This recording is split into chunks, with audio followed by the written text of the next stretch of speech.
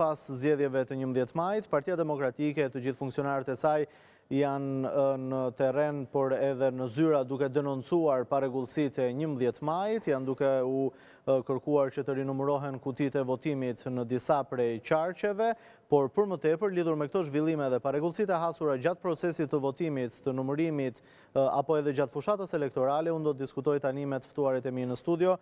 Kam kënaqësinë të kem zotin Xhemal Gjungshi, deputeti i Partisë Demokratike. Faleminderit zoti Gjungshi. Mirëmbrëma, faleminderit ju. Marash Logu, përfaqësuesi i Partisë Demokratike në Komisionin Qendror të Zgjedhjeve. Faleminderit zoti Logu. Faleminderit për ftesën. Dhe kolegun gazetari Sami Zyraj. Faleminderit. Zoti Gjungshi, ju gjatë këtyre ditëve keni denoncuar që pas përfundimit të zgjedhjeve të gjitha parregullsitë që keni hasur gjatë fushatës, por edhe gjatë procesit të votimit edhe gjatë procesit të numërimit votave në qarkun e Dibrës. Cilat janë disa nga parregullsitë për t'i rikujtuar edhe një herë për publikun shkurtimisht, parregullsitë më të shumta që ju keni hasur gjatë kohës që keni qenë në terren, por edhe gjatë procesit të votimit? Faleminderit. Sigurisht e kaluam një farsë zgjedhore. Gjatë kësaj farse zgjedhore ja konstatuar, do të thoja, probleme dhe raste të shumta të parregullsisë në këto zgjedhje. Përpara se ne të fillonim zgjedhjet, shteti organizoi dhe ngriti një task force. Task force do të dinë dhe qytetarët shqiptarë se cili është qëllimi i saj, cilat janë detyrat. Dhe këta janë bërë publike. Por kjo task force, siç ja ngrit task force për periudhën e pandemisë, për periudhën pas tërmetit, task force për korrupsionin, për ndërtimin pa leje. Dhe kjo ishte një task force për procesin e zgjedhjeve në Shqipëri. Por ajo që kemi parë, që kemi konstatuar, mund të ta ilustroj me shembuj, dhe publiku le ta vlerësojë dhe ta shikojë se sa ka qenë efikasiteti dhe rezultatet e punës të kësaj task force të ngritur me specialistë, me profesionistë, qoftë të prokurisë posaçme, qoftë me specialistë prokurisë përgjithshme, të policisë shtetit, të IKMT-s, të Komisionit Qendror të Zgjedhjeve e tjerë.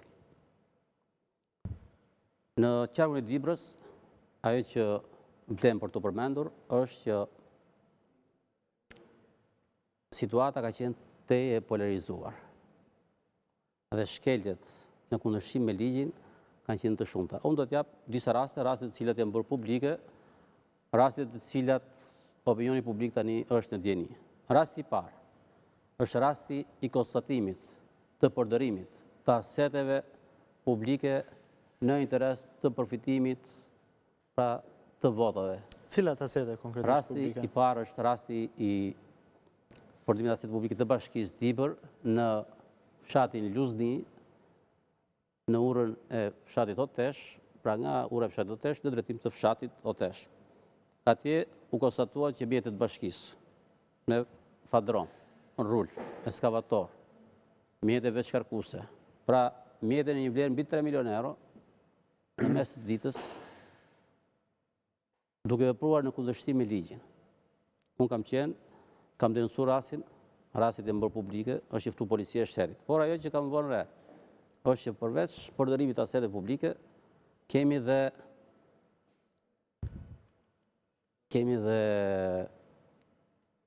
punonjësit administratës shtetërore, kemi punonjësit e policisë shtetit, të cilët nuk ishin detyrë për të përgjigjë nevojave emergjencës, për shkeljet që ishin konstatu, por faktet janë që këta persona ishin në interes të pushtetit vendor. Pra kishim një harmonizim, një bashkëpunim të policisë me strukturat vendore. Pra policia nuk ishte e shtetit, të paktën në Dibër, policia është e pushtetit dhe është treguar plotësisht e pushtetit. Rasti që ky, unë bëra denoncimin, por shkeljen flagrante që u kapën këto mjete në këtë zonë, në këtë fshat që përmenda, njoftoi policinë e shtetit, pres gati një orë në vend ngjarje, në distancës 4 km nga qyteti i Peshkopis, dhe personi përgjegjës që ishte në shërbim, i gatshëm, që mori denoncimi nga ana ime, si kandidat për deputet, më thotë që pritët se po i sjell dokumentet bashkia ka të rregullta. Unë nuk e pyeta policin dhe atë që ishin në shërbim, a janë të rregullta apo s'janë të rregullta, se ishin të rregullta, ai duhet. Kjo është njësoj, sigurisht se e kam thënë diku sot në një vend, është një rast konkret kur ndodh një aksident, njoftohet emergjenca, njoftohet urgjenca, vjen ambulanca, e merr pacientin dhe e dërgon direkt në spital. Nuk pyeta ka vend apo s'ka vend atje në ku shkon. Ai ka për detyrë që të përgjigjet direkt, të vijë dhe të reagojë. Kështu ishte edhe policia shtetit, sepse ishim në periudhë zgjedhore, pra që gatishmëria presupozohet që ishte e lartë. Pra ky është rasti i parë, për cilin unë kam denoncuar në SPAK.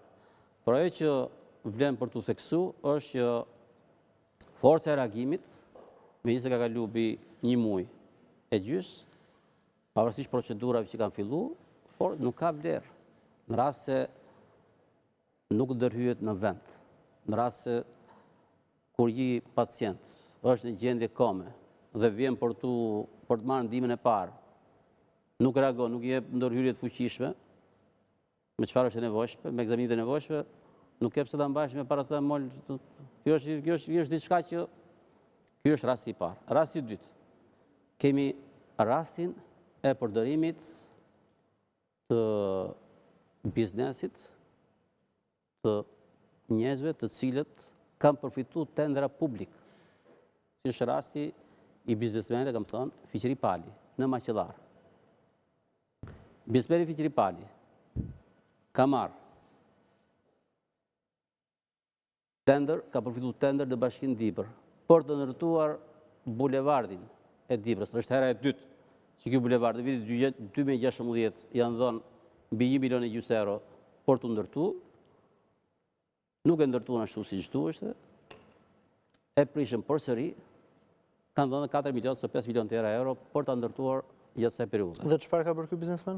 Ky biznesmen ka përfituar dhe ka marrë dhe tendrin për të ndërtuar sheshin e qytetit të Burrelit. Një sipërfaqe shumë e madhe. Si lidhet ky biznesmen me procesin zgjedhor? Ky biznesmen lidhet kështu, sepse në fshatin Maqellar, pra në qendër të Maqellarës, ky biznesmen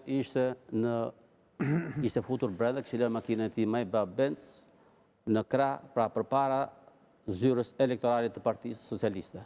Informacioni erdhi që brenda aty po shpërndahen para. Njerëzit ishin ditë përpara, ishin ditë e premte. Dhe njerëzit shkonin, qytetarët e ndryshëm, futeshin brenda, merrnin parat në këmbim të dhënies së votës. U njoftu policia e shtetit, u blloku rruga për të... Po, i kemi parë edhe pamjen filmike. Duhet të theksoj edhe ata gazetarë të cilët janë në shërbim të... Pra nuk janë në shërbim të qytetarëve, por janë në shërbim të oligarkisë, të pushtetit. Dhe e konsiderojnë si vetgjyqësi. I të bëj thirrje, i tregoj, po i them atij gazetarit të përkat. Mos merrem me gazetarët, me shkeljet. Jo, është problemi është këtu. Duhet i them, pra ti them atij. E dokumentohet i rastin e shitblerjes. E dokumentohet momentin që ta dëgjojnë dhe qytetarët. Në momentin që njoftohet policia e shtetit për atë që po ndodh, mund ndodh diçka që dikush mund të kryejë vepër penale ose personi futet për ta parandaluar, për ta bllokuar. Kjo nuk është vetgjyqësi. Në momentin që njoftohet policia e shtetit, këtu bie poshtë, nuk ka asnjë shkelje. Pra kjo është rasti i dytë. Tani çfarë konstatuat në këtë? Pse e lidha me biznesmenin? Kjo i dua t'rregoj. Biznesmeni ishte brenda zyrës elektorale të Partisë Socialiste. Erdhi policia e shtetit, i tham, i tregova që biznesmeni është brenda. Policia e shtetit ishte e paaft. As pak e denj për ta marrë dhe për ta nxjerrë jashtë këtë biznesmen. Kemi prit 7 orë aty. Po mirë, një biznesmen e ka drejtën të bëjë fushat për një parti politike apo ja? Jo, se ka. Ai mund të jetë antar i Partisë Socialiste. Ky është biznesmen i cili ka përfituar tender publik. Pra për ndërtimin nuk është zbanohet në Peshkopi. Është biznesmen i cili ka përfituar, e thash pak më parë, për të ndërtuar sheshin e qytetit Burreli dhe bulevardin e kryesor të Bashkisë Dibër. Dhe pikërisht ky biznesmen, gjatë kontrollit që prokurori i Peshkopis bori kontrolin, u gjetë në makinën e tij, u gjetën dollar, u gjetën pand, u gjetën rreth 4.000 litra tallona karburanti. Sikur se u gjetën dhe lista të zgjedhësve.